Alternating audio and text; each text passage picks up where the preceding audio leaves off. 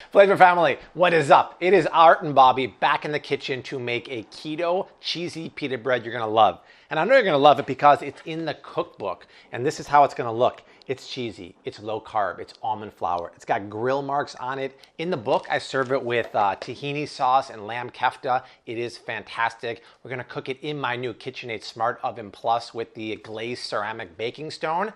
Fantastic. So before we get started, subscribe, like, share, all that good thing. But we got 4 videos now every week. To make sure you do not miss a video, you should probably click that little itty bell icon right below the video and enable all notifications. That way, as soon as we go live, you do not miss a video. All right, very easy recipe that actually Dessi came up with. Let's hope I can recreate it without her here. She's on a walk with Rose right now.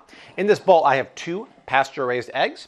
I'm going to beat those up and then pinch in about 1/2 teaspoon of unrefined salt. And for the leavener, I'll add 2 teaspoons of baking powder.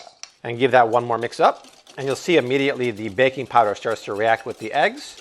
And it gets all bubbly. All right, what makes this really good, and kind of like the binder, and added cheese is always a good thing, is 6 ounces or 2 cups of low moisture mozzarella. Very important you don't get fresh or buffalo mozzarella because it has too much liquid. So I'm gonna add this. You can get it at pretty much every grocery store. And then go ahead and add 1.5 cups of fine almond flour. And then mix it up. Now, because we are family, and I know you guys so well, right now you're thinking, oh no, I have an almond and a nut allergy. What can I use instead? Unfortunately for this recipe, you cannot use coconut flour because coconut flour is really dry and it just turns everything super, super dry, and you'd have to readjust all the proportions. So for this one, I am sorry, I do not have a substitute. So I'm gonna work this together, and I am preheating my oven at 400 degrees with the ceramic baking stone in there. I'm gonna form these into individual pita breads. Bake them for 12 to 13 minutes, super easy. Okay, now that it's thoroughly incorporated, I'm gonna debling. I'm gonna spray a little bit of avocado oil on my hands here. And you kind of have to knead the dough now because you want to hydrate the almond flour. But the nice thing about using almond flour as opposed to flour is that if you overwork a dough that has flour in there, the glutens get produced and you have a tough bread. With this, you don't have to worry about it. Then go ahead and cut the dough into 5 equal pieces. It's best to do this on a piece of parchment paper, and then roll each one into a ball, and then toss a piece of parchment down, and then flatten it gently with your palm of your hand here. And then just use a rolling pin to roll them out about 5 or 6 inches in diameter. And then peel back the parchment paper. And then use your bench scraper to get them back into a nice circle. And then sprinkle a little bit of dried thyme on top. That'll bake into the crust. All right, now I'm gonna put them on the sheet tray just for now, but in my oven, I'm preheating the attachment to the Smart Oven Plus. It's the glazed ceramic baking stone and then plugs into the back of the Smart Oven Plus, and I preheated it at 400 degrees. So let's put it on there.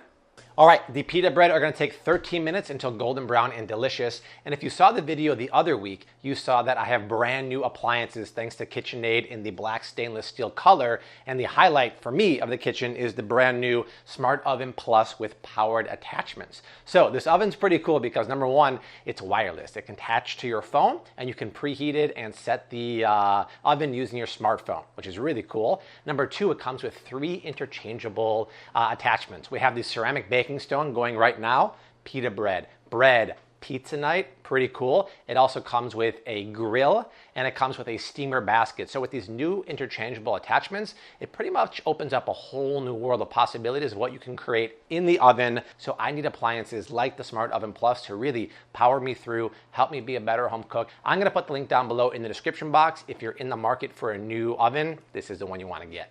Okay, it's been 13 minutes. These are golden brown and delicious. Let's get them off of the baking stone and slide them onto the cutting board. Now they look perfect, you guys. They're golden brown. I love how the crust is kind of cheesy and brown and bubbly and the herbs kind of seared into it. This is the hardest part. 10 minutes or so we have to wait, then we'll crack into the pita bread. Let's grab this one right here, break into it. See, that's what I'm talking about, you guys. It's light and pillowy and has a bit of kind of give to it, some chewiness, but that cheese is melted all throughout. This is what makes this pita bread so darn good. fantastic. You wouldn't even tell it's keto. That's the beauty of this. It is light and pillowy. The cheese is fantastic, and the almond flour has a great bite to it. A little bit of that almost gluten-y kind of texture. That is golden. So in the cookbook, it's served with the tahini. It's served with the lamb kofta. Fantastic. You can use this for wraps, sandwiches. There's so many different ways you can use this. You guys, recipe down below in the description box, along with the link for the KitchenAid Smart Oven Plus, macro storage, heating, all that good stuff. Like, subscribe, share. 2 more videos below us right now, but Art and I will see you soon. Until then, hashtag keep on cooking, mad love and peace. This is so good.